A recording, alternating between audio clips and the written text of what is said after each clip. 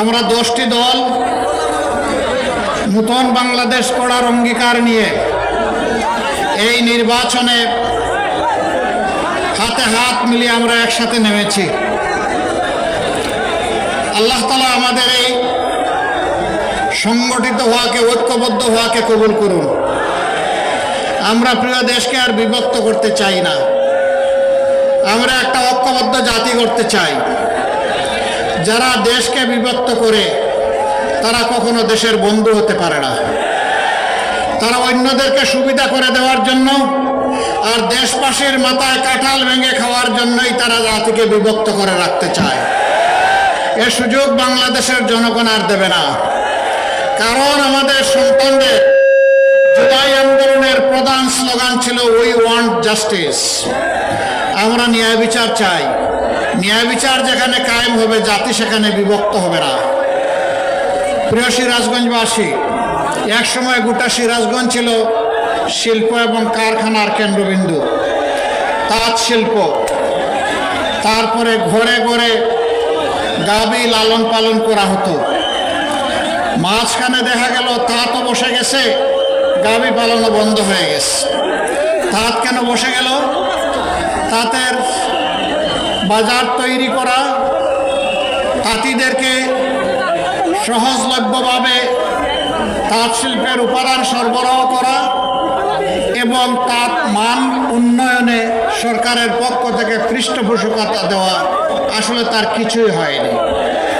যার কারণে এই শিল্পটা আস্তে আস্তে মুখ থুবড়ে পড়ে এখন নিবু নিবু বেঁচে আসে। অথচ আমাদের সমাজের যুবক যুবতীরা বেকার। এইভাবে যদি শিল্প এবং কারখানা বন্ধ হয়ে যায়, যদি কুটির শিল্পগুলো বন্ধ হয়ে যায়, তাহলে তো বেকারের মিছিল আরও দীর্ঘ হবে ইনশাআল্লাহ। এই 10 দলের সমন্বিত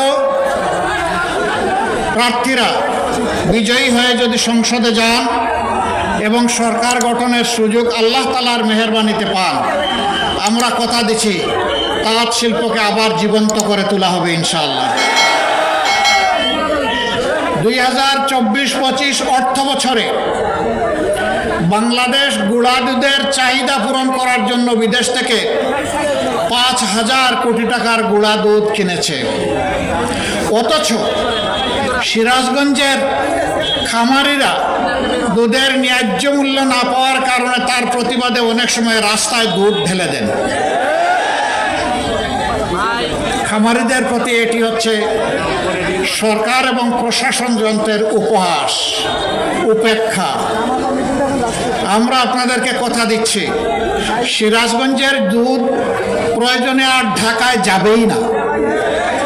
সিরাজগঞ্জের দুধকে এই সিরাজগঞ্জের মাটিতে আধুনিক এবং বৈজ্ঞানিক প্রক্রিয়াজাতকরণ করে গুঁড়া দুধে পরিণত করে বাংলাদেশের মার্কেটের দুধের চাহিদা পূরণ করা হবে ইনশাআল্লাহ।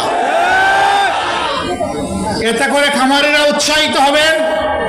নতুন ইন্ডাস্ট্রিগুলো, প্রসেসিং ইন্ডাস্ট্রি গড়ে ওঠার কারণে বিপুল সংখ্যক যুবক যুবতীর কর্মসংস্থান হবে।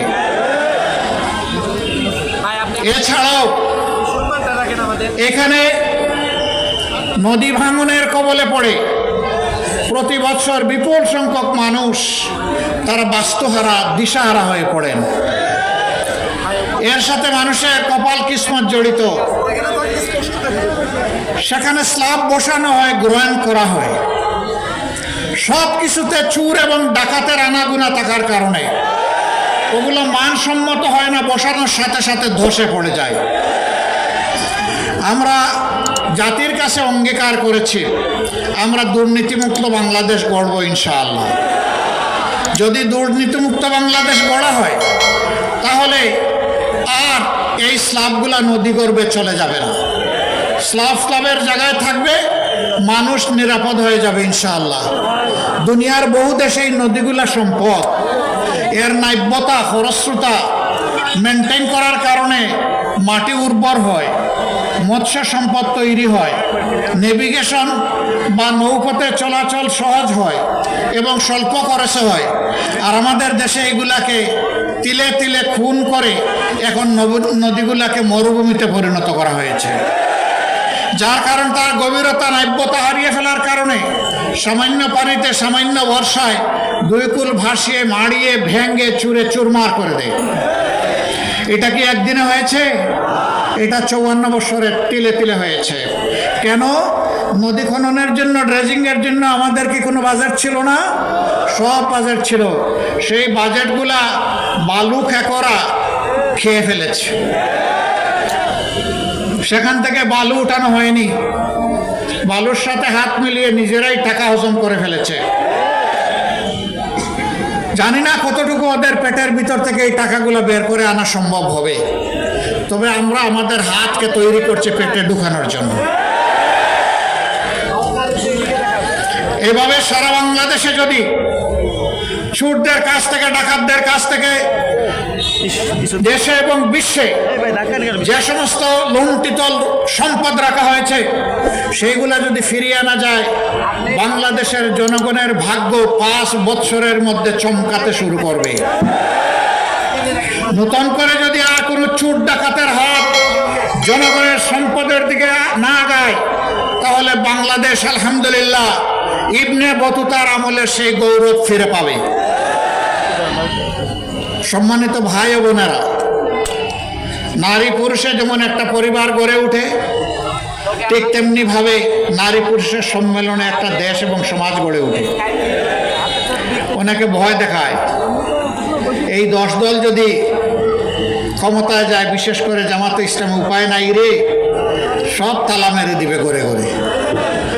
বোনদেরকে বের হতে দেবে না, মাদেরকে বের হতে দিবে না, লেখাপড়া করতে দিবে না, পেশাগত দায়িত্ব পালন করতে দিবে না।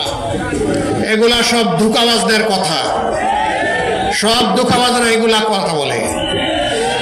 আমরা কি করব জানেন? নবীজি সাল্লাল্লাহু আলাইহি ওয়াসাল্লাম প্রত্যেকটি যুদ্ধে আমাদের মা বোনদেরকে যোদ্ধা হিসাবে সঙ্গে করে নিয়ে গেছে। যুদ্ধের চাইতে কঠিন কোন। আসসালামু আলাইকুম ওয়া রাহমাতুল্লাহ। সারাদিনের ক্লান্ত মানুষ সালামের জবাব কেমনে দিবে? আসসালামু আলাইকুম ওয়া রাহমাতুল্লাহ। মাশাআল্লাহ, এবার ঠিক আছে আলহামদুলিল্লাহ। কেমন আছেন আপনারা? আলহামদুলিল্লাহ রাব্বিল আলামিন, ওয়াসসালাতু ওয়াসসালামু আলা রাসূলিহিল কারীম ওয়া আলা আলিহি ওয়া সাহবিহি ওয়া আহলি বাইতি আজমাইন। সিরাজগঞ্জের আজকের এই জনসভায় উপস্থিত প্রিয় সিরাজগঞ্জবাসী ভাই ও বোনেরা, মঞ্চে বসা কেন্দ্রীয়, আঞ্চলিক এবং স্থানীয় নেতৃবৃন্দ,